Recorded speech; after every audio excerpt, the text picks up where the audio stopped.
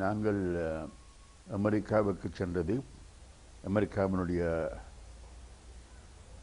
ராஜாங்க உதவி செயலாளரின் அழைப்பின் பேரில் அங்கே பல உயர் அதிகாரிகளை சந்தித்து பல சட்டசபை உறுப்பினர்களை சந்தித்து, அதாவது காங்கிரஸ், செனட் போன்ற இரு சட்டசபை உறுப்பினர்களையும் சந்தித்து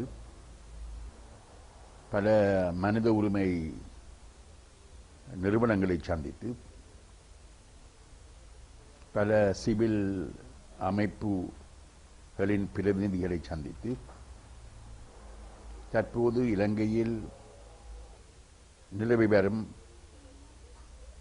நிலைமைகள் சம்பந்தமாக, விசேடமாக போர் நடத்தப்பட்ட பொழுது இடம்பெற்ற சம்பவங்கள் சம்பந்தமாகவும், நாடு சுதந்திரம் அடைந்த பிறகு நீண்ட காலமாக தொடர்ச்சியாக தமிழ் மக்கள் மீது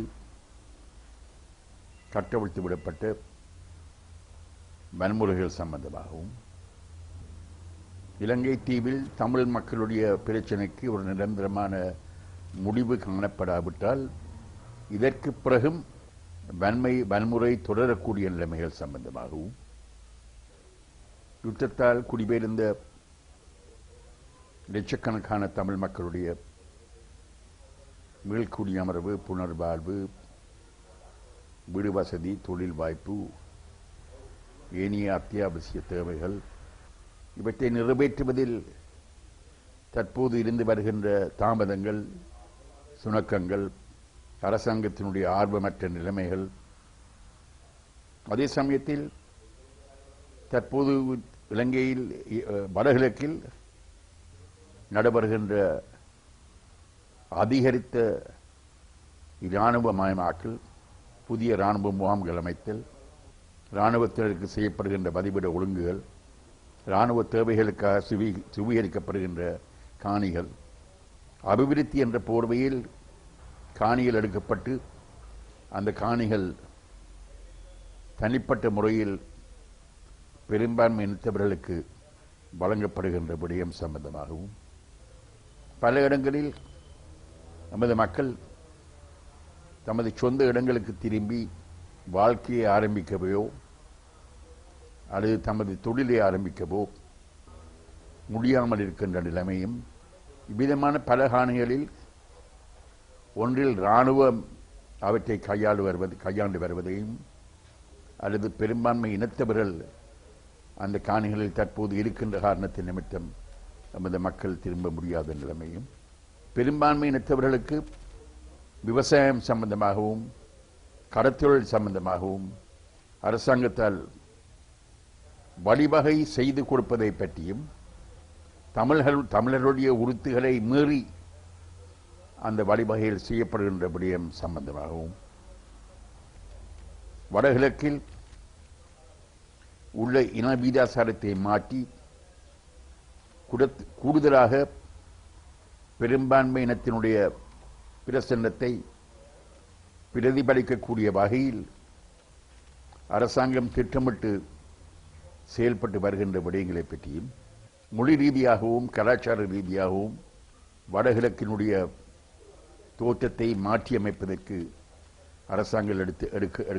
அரசாங்கத்தால் எடுக்கப்படுகின்ற பல முயற்சிகளை பற்றியும், அங்கே அளிக்கப்பட்ட இந்து ஆலயங்கள் நீண்ட காலமாக பல நூற்றாண்டுகளாக பரம்பரையாக நாங்கள் பயன்படுத்தி வந்த சில சமய கலாச்சார வசதிகள் போன்றவற்றை நாங்கள் தொடர்ந்தும் பயன்படுத்த முடியாமல் தற்போது ஏற்பட்டிருக்கின்ற ஆக்கிரமிப்பு நிலைமைகளை பற்றியும், அரசியல் தீர்வை பொறுத்தவரையில் ஒரு நிதானமான, நியாயமான, நடைமுறைப்படுத்தக்கூடிய, நிலைநிற்கக்கூடிய ஒரு அரசியல் தீர்வை காண்பதில் அரசாங்கத்தினுடைய அசமந்த போக்கின் காரணமாக ஏற்பட்டிருக்கின்ற தாமதத்தை பற்றியும், விதமான பல விடயங்களை பற்றி நாங்கள் அவர்களுக்கு மிகவும் தெளிவாக அவர்களுக்கு கூறினோம்.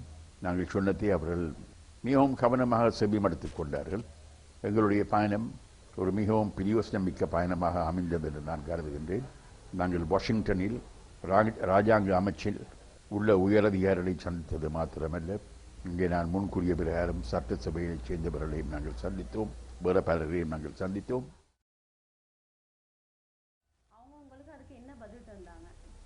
அவர்கள் நாங்கள் சொன்ன கருத்துக்களை மிகவும் கவனமாக செவிமடுத்தது மாத்திரமல்ல, அவர்கள் மேலதிகமாக கேட்ட கேள்விகளிலிருந்தும் அவர்கள் சொன்ன பதில்களிலிருந்தும் பெரும்பாலாக எமது கருத்துக்களை அவர்கள் பரிபூர்ணமாக ஏற்றுக்கொண்டார்கள் என்றும், அந்த அடிப்படையில் தங்களுடைய நடவடிக்கைகள் அமைய வேண்டும் என்ற கருத்தையும் பிரதிபலிக்கக்கூடிய வகையில்தான் அவர்களுடைய பதிலும் நிலைமையும் இருந்ததாக நான் அவதானித்தேன். விசேடமாக நாங்கள் அவர்களுக்கு கூறிய ஒரு விடயம் என்னவென்றால், உண்மை அறியப்பட வேண்டும், உண்மை முழுமையாக அறியப்பட வேண்டும். உண்மை முழுமையாக அறிந்து அதன் அடிப்படையில் தான் எதையும் சாதிக்க வேண்டும் என்ற நிலைமையை நாங்கள் அவர்களுக்கு தெளிவாக சொன்னோம். அவர்களுடைய பதில் நம்மை பொறுத்தவரையில் திருப்திகரமாக இருந்தது. நாங்கள் திருப்தி அடைய முடியாத ஒரு சந்தர்ப்பம் கூட இருக்கவில்லை.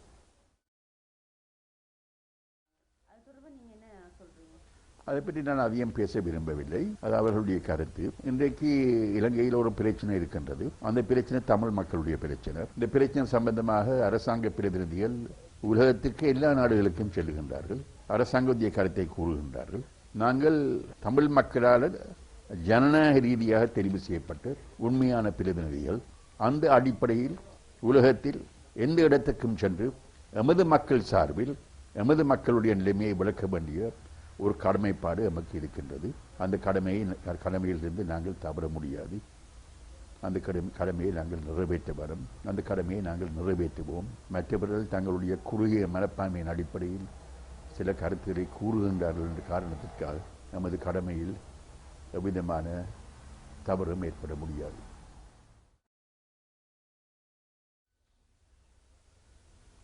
நாங்கள் அமெரிக்காவுடன் இதற்கு முன் தொடர்பு வைக்கவில்லை என்று எவரும் கூற முடியாது.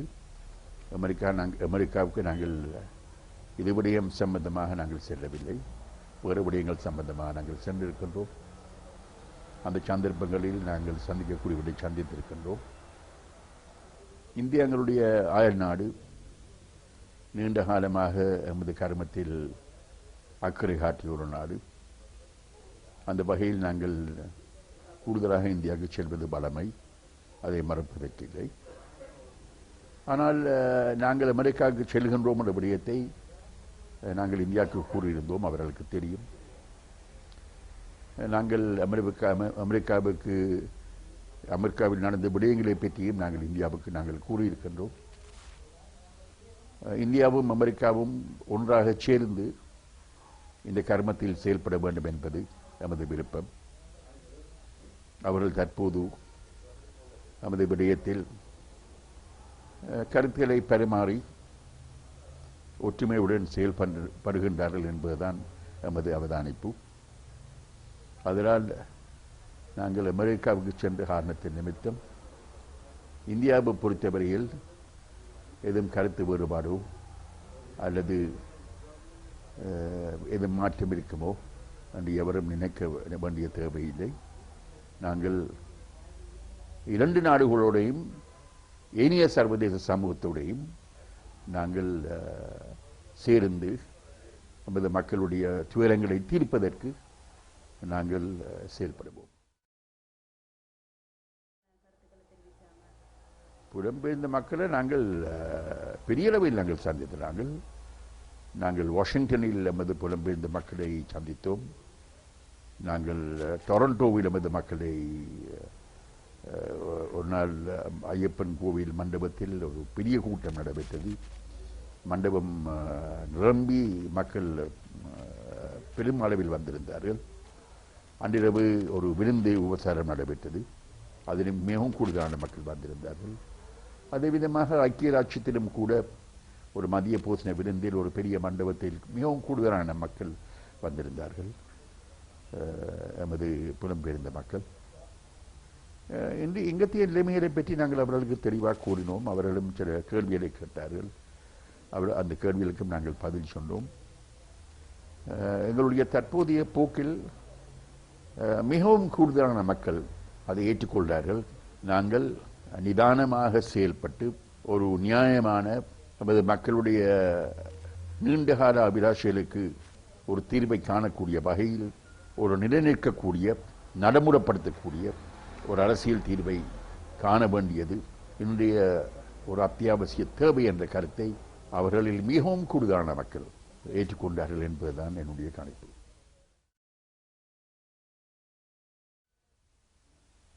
துரட்சவசமாக தை மாதத்துக்கும் ஆவணி மாதத்துக்கும் நடைபெற்ற பேச்சுவார்த்தைகளில் நாங்கள் எதிர்பார்த்த முன்னேற்றத்தை நாங்கள் அடையவில்லை. எங்கள் நிலைப்பாடு சம்பந்தமாக நாங்கள் எமது நிலைப்பாட்டை கூறியிருந்தோம்.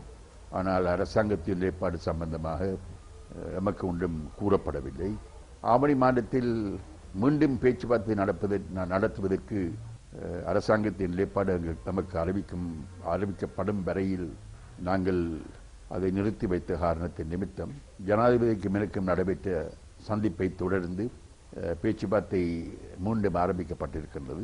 தற்போது அரசியல் தீர்வு சம்பந்தமாக இதற்கு முன் இடம்பெற்ற நிகழ்வுகளின் போது பலவிதமான அறிக்கைகள், பலவிதமான நிபுணர் குழுவுடைய சிபார்சுகள், பலவிதமான முடிவுகள் எடுக்கப்பட்டு பாராளுமன்றத்தில் கொண்டு வரப்பட்டு ஆனால் நடைமுறைப்படுத்தப்படாமல் இருந்த பல விடயங்களை நாங்கள் பேச்சுவார்த்தை மேசைக்கு கொண்டு வந்திருக்கின்றோம்.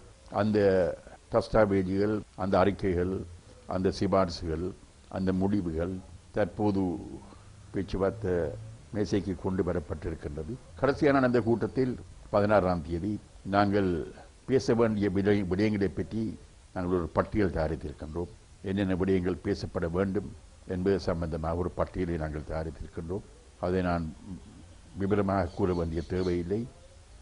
ஆனால் ஆட்சி அதிகாரங்கள் என்ன விதமாக அமைய வேண்டும், என்ன விதமான விடயங்கள் சம்பந்தமாக மத்திய அரசாங்கத்துக்கும் பிராந்திய அரசுக்கும் இடையில் அதிகாரங்கள் விதமாக பிரிக்கப்பட வேண்டும், வரி ஒழுங்குகள், நிதி ஒழுங்குகள், இவ்விதமான கர்மங்கள் எல்லாத்தையும் ஒரு பட்டியலில் இட்டு நாங்கள் விவரமாக என்ன விடயங்கள் சம்பந்தமாக பேச வேண்டும் என்பதை பற்றி முடிவெடுத்திருக்கின்றோம். இறுதியில் பேச்சுவார்த்தை என்ன விதமாக நடைபெறும் என்று நாங்கள் கூற முடியாது. ஆனால் எம்மை பொறுத்தவரையில் நாங்கள் பேச்சுவார்த்தையில் நிதானமாகவும் உறுதிப்பாட்டுடன் நாங்கள் செயல்படுவோம். ஏனென்றால் இந்த பேச்சுவார்த்தை மூலமாக ஒரு நியாயமான தீர்வை காணுவதற்கு தமிழ் தரப்பு மிகவும் பக்குவமாக, மிகவும் நிதானமாக செயல்பட்டது என்பதை நாங்கள் நிரூபிக்க வேண்டிய ஒரு தேவை எமக்கு இருக்கின்றது. அது எமது மக்களுக்கு உரியது. எமது மக்கள் தங்களுடைய பிரதிநிதிகள் தங்கள் சார்பில் பிரச்சனையை சமாதானமாக தீர்த்துக் கொள்வதற்கு எடுக்க வேண்டிய சகல நடவடிக்கைகளும் எடுத்தார்கள் என்ற பலம் மக்களுக்கு சேர வேணும். அதனால் அதை அடைவதற்கு இந்த பேச்சுவார்த்தையில் நாங்கள் மிகவும் நிதானமாக செயல்படுவோம். நிதானமற்ற முறையில் நாங்கள் செயல்பட மாட்டோம். நமது மக்களுக்கு நாங்கள் துரோகம் செய்ய மாட்டோம். நாங்கள் விட்டுக் கொடுக்காத விடயங்களில், விட்டுக் கொடுக்க முடியாத விடயங்களை நாங்கள் விட்டுக் கொடுக்க மாட்டோம். ஆனால் அதே சமயத்தில் நாங்கள் மிகவும் நிதானமாக ஒரு நியாயமான தீர்வை காணுவதற்கு எங்களால் எந்த அத்தனை முயற்சிகளையும் நாங்கள் எடுப்போம்.